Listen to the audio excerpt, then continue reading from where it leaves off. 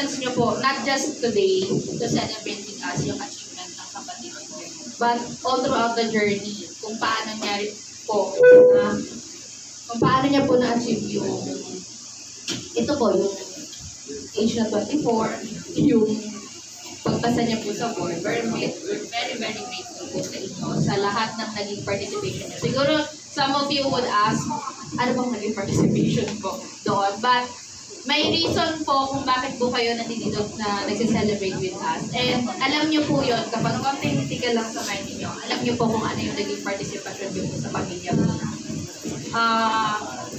Not just yung service nga, yung sa mga sasakyan, ganyan, but yung moral support, yung pag-comfort nyo sa family during challenging times nga po namin. And up to this, yung nagpapasalamat na nga po kami, you're still with us po. Maalala po talaga yung mga tao na nandoon sa challenging times hanggang sa ganito po, yung sa success na po ng mga tao sa ganito. Maraming salamat. Maraming salamat din sa Lord, no, sa binigay niya na kalakasan sa atin ngayon upang kayo ay makadalaw and to celebrate with us during this weekend. Siyempre, nandito na tayo. Ang pinaka-inaasam naman po natin.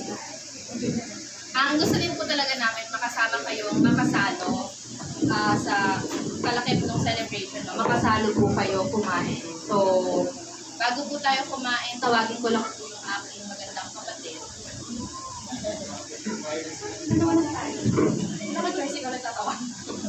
Tawagin ko lang po yung kapatid ko si Paula, yung reason why we celebrate for today. Yes, tayo ka. Wala ka choice. Yan. Tignan niyo po yung kanyang coquette. Ang team po namin talaga kayo is coquette. Kasi very friendly. Siyempre, may time na kami to go to friend. Hindi na may busy. Yung pala yung coquette doon tawag. Bago siguro siya mag-message, pwede po bang samahan niyo kumantahan siya ng happy birthday. Kasi po kahapon, 4 lang po kami kumanta. Yung isa po, pumalakpak lang. So, samahan niyo po kami kumanta ng mga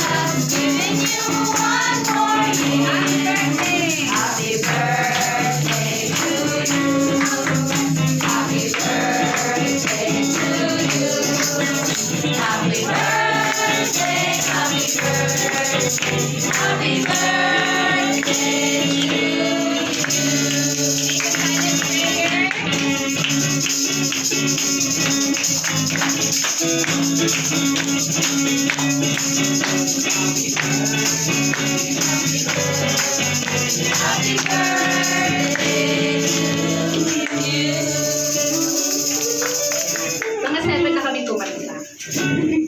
Yeah, thank you po. Sige, Ate Pao,